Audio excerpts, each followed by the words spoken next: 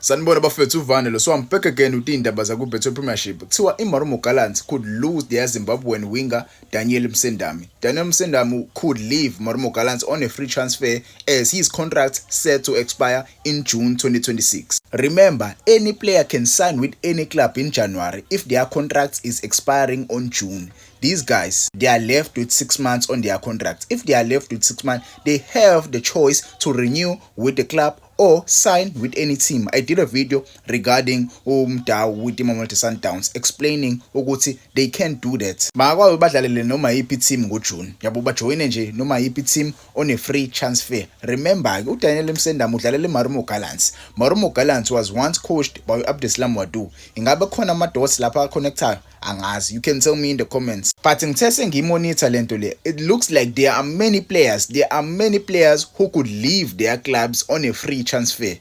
There are many players in Betway Premiership who could leave their clubs this coming June 2026. Mudau is one of those players who could leave Mamelodi Sundowns on a free transfer if Mamelodi Sundowns doesn't come up with a deal. If abamnikezi i-contract right ukuthi umjida ayisign, yabo, because azobe khona ama-club amaningi, yabo, azobe khona ama-club amaningi amfunayo, North African teams, even ama-team aleko Saudi Arabia asengamsayini umjida, yabo. Yena okwakhe nje udinga i-contract right azokwazi ukuthi ayisayine aqhubeke adlale for i-Sundowns noma athole i-contract right eqhamuka kuma-team angaphandle angakwazi ukuthi ayisayine awajoyine mase kuphela iwindi. Mase kuphela isizini njalo, yabo. Kukuyona iSundowns ukuthi banga-risk yini ukuthi bamlahle for free uMudau noma balalele ama-offers aqhamuka from different clubs. Mina ngiyi-Sundowns kube right now ngisile, I would listen to offers coming from different clubs because different clubs will come with imali. Basho ukuthi would you risk ukuthi umdedele on a free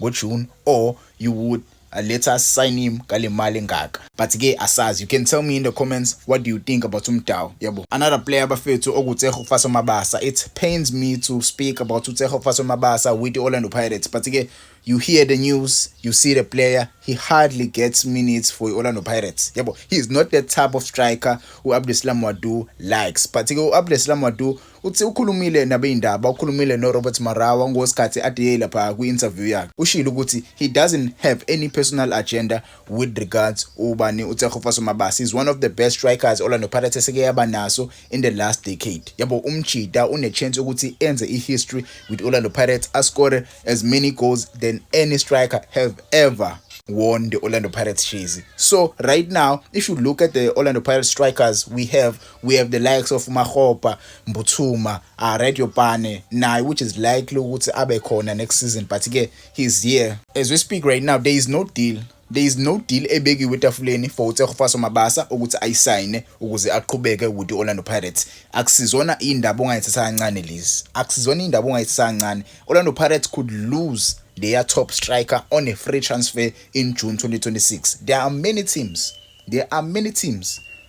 asengamsayina. Even MC Alger, I remember Rolani Mkwena spoke highly of this player. Rolani Mkwena wanted Tseho Faso Mabasa to join Mamelodi Sundowns, if you remember. So anything can happen bafethu in a transfer window in June, but I hope Orlando Pirates will make things happen with regards with Tseho Faso Mabasa. Even one season could make a difference, yabo. It can bring up that spark sakhe umjida akwazi uthola game time, akwazi ukora amagoli. But again, you can tell me in the comments how do you feel. But I would love to see him playing this coming Saturday when they are playing against All Stars. But hey, another player who could leave his team go June 2026 ubani Deon Titus. Deon Titus is star player Stelis. He's a star player who is playing for Stellenbosch.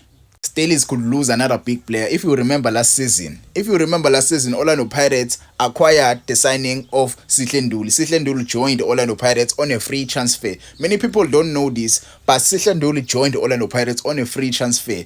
Another player, Deon Titus, he can leave Stelis on a free transfer. There is no deal esabeki with Tafulin. I don't know if Stelis, I know we need deal. I know there is a deal behind the scenes, but Deon Titus, it doesn't look like umjida uzoyisayina leyo delay. It looks like umjida uzohamba on a free transfer. There are many teams from Gauteng who are monitoring his situation. I've heard rumors circulating that Kaizer Chiefs might be one of those teams who are looking to sign the high.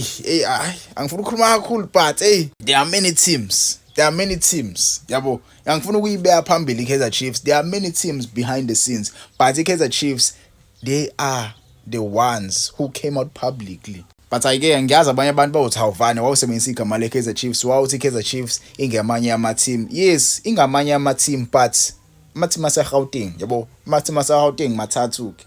Nje mathathu nje ama-team ase-Gauteng.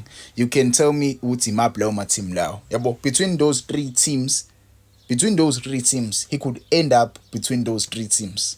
Kushube kakhulu bafethu kuBetway Premiership. NgoJune 2026 sizobona ama-move azoshokha abantu abaningi. Mabasa, Daniel Msendami, Deon Titus, mase kuba ubani Mudau. These are top players. These are not just your typical players. These are top players who could leave on a free transfer.